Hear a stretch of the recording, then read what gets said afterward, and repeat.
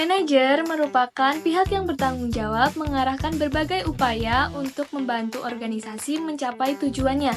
Itu artinya manajer merupakan pelaku manajemen. Berikut ini adalah contoh kegiatan manajer dalam sebuah perusahaan. Manajer akan melakukan rapat dengan para staf. Mereka akan rapat tentang tahun produksi yang akan datang. Yap, sebelum melakukan rapat, yang harus manajer lakukan pertama-tama yaitu menyusun planning atau perencanaan terlebih dahulu. Planning ini manajer susun guna untuk menentukan tujuan dan langkah-langkah apa saja yang harus manajer lakukan untuk mencapai tujuan.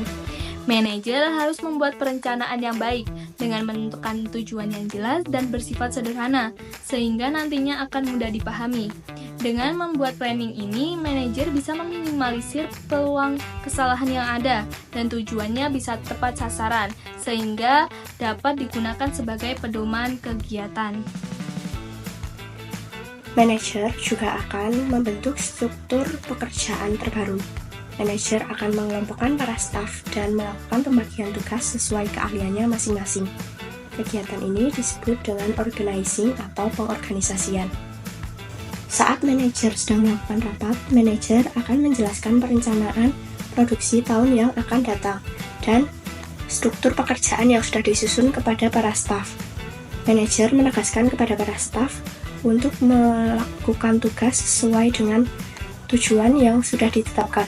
Kegiatan ini bisa dikatakan sebagai actuating atau pelaksanaan. Dalam pelaksanaan, nantinya manajer juga bertugas meneliti apakah segala sesuatu sudah tercapai atau berjalan sesuai dengan tujuan yang sudah ditetapkan. Hal ini dalam manajemen sering disebut dengan controlling atau pengawasan. Nah, manajer selalu memperhatikan hal-hal dalam pengawasannya, seperti jalur kesalahannya, penetapan waktu pelaksanaan pengawasannya, perintah pelaksanaannya, dan tindak lanjutnya. Nah, hal-hal itu akan membuat pelaksanaan lebih efektif loh. Kegiatan-kegiatan yang manajer itu lakukan disebut fungsi manajemen. Kamu bisa menyebutnya dengan POAC. P untuk planning, O untuk organizing, A untuk actuating, dan C untuk controlling. Agar fungsi-fungsi tersebut berjalan dengan baik, dibutuhkan sumber-sumber atau sarana manajemen. Di antaranya ada manusia, uang atau biaya, bahan-bahan, tata kerja pasar, mesin-mesin, dan peralatan. Nah, itu semua disebut sebagai unsur-unsur manajemen. Di dalam perusahaan ini ada beberapa tingkatan manajemen. Yang pertama ada CEO atau Chief Executive Officer perusahaan.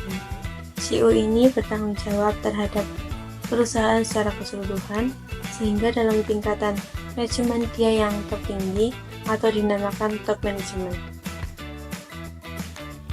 Kalau manajer berada di tingkatan middle management, yang mana tugasnya wajib melaporkan hasil pekerjaannya kepada top management. Yang bertugas mengawasi tenaga-tenaga operasional perusahaan ini dinamakan supervisor. Supervisor itu tingkat manajemen paling bawah atau dinamakan lower management. Nah, udah paham kan mengenai manajemen itu? Apakah kalian tertarik menjadi seorang manajer? Berikut ini adalah bidang-bidang dalam manajemen. Bidang-bidang manajemen. 1. Ada manajemen produksi. Manajemen ini berhubungan dengan kegiatan produksi, yaitu mengatur dan mengkoordinasikan penggunaan sumber daya organisasi secara efektif dan efisien. 2. Selain itu ada manajemen pemasaran. Manajemen ini bisa diartikan sebagai proses perencanaan, penggerakan, pengawasan kegiatan pemasaran dalam rangka mencapai tujuan yang telah ditetapkan. 3.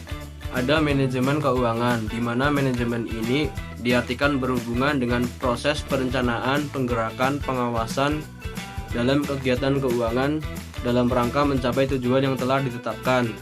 4. Ada manajemen personalia. Manajemen ini berkaitan dengan kegiatan kepegawaian. 5. Dan yang terakhir yaitu ada manajemen administrasi dan akuntansi, di mana manajemen ini berkaitan dengan kegiatan administrasi dan akuntansi.